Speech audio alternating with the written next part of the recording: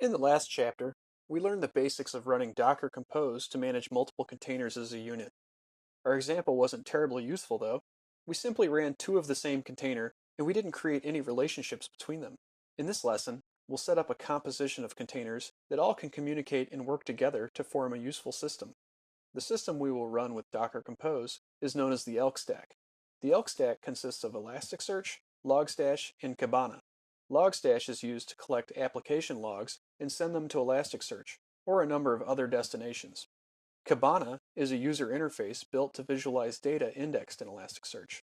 The three together provide a powerful debugging and monitoring solution for applications. All three components have official Docker images and can be orchestrated through Docker Compose. Here, we see our Docker Compose file, which consists of three services defined. Let's take a look at how we've configured the three services.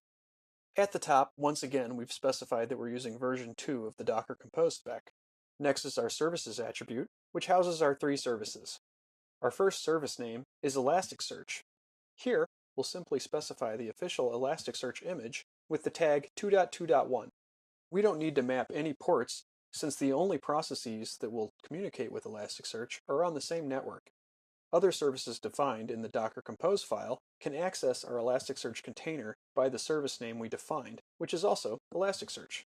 Our next service is named Kibana, which will run Kibana. Kibana is a web application that allows users to visualize and query Elasticsearch data. Kibana also has an official Docker image, and we will use the version tagged 4.4.2. Just like when we run a single container with Docker Run, we can also map ports to the Docker host with Docker Compose. The YAML attribute we can use to do this is ports, which takes a list of port mappings. Each port mapping follows the same convention as -p with Docker Run, where the two ports are delimited by a colon, with the Docker host port on the left and the container port on the right. We can list as many mappings as we need by adding multiple items to this attribute. We can also define environment variables to pass to a container in Docker Compose. Similar to ports, we simply list the environment variable pairs delimited by an equal sign. The documentation on the official Kibana Docker image states that a Kibana will connect to an Elasticsearch instance defined by the environment variable elasticsearch_URL. Since we can use Docker Compose service names as DNS names, we can just set the value of this environment variable to be a URL with Elasticsearch as the hostname and port 9200, which is Elasticsearch's default port. Since this attribute is a list type, we can specify multiple environment variables if we wish. The next attribute on our Kibana service is the depends on it. This attribute exists to express a dependency on another service within the same compose file.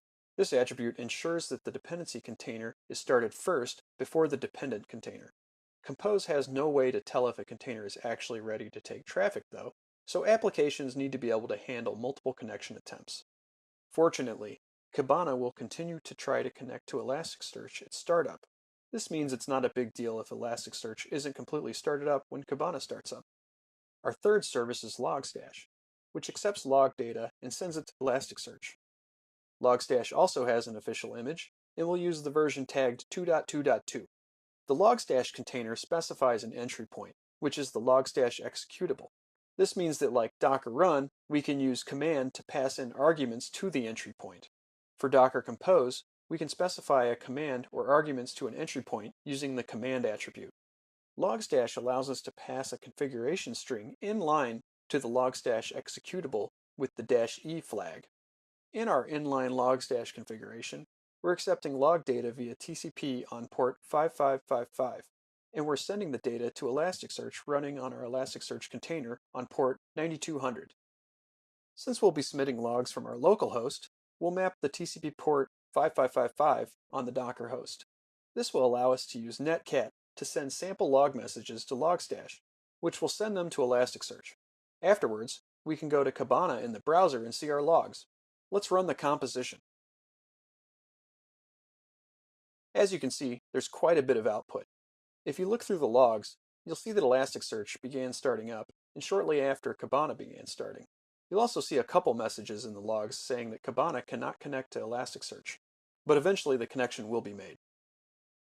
Now our Elk stack is running, and so we can send log messages to Logstash using netcat. Since we mapped Logstash's TCP port to the Docker host, we can connect directly. Our log message has been sent to Logstash. We should now see it in Kibana. We mapped Kibana's UI port to the Docker host, so we can access it from the browser.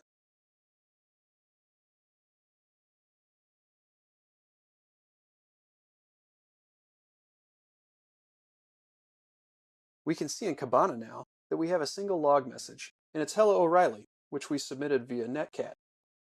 The ability to set up a complex system like the Elk stack with a simple YAML file is extremely useful for developers needing environments to develop and test software against.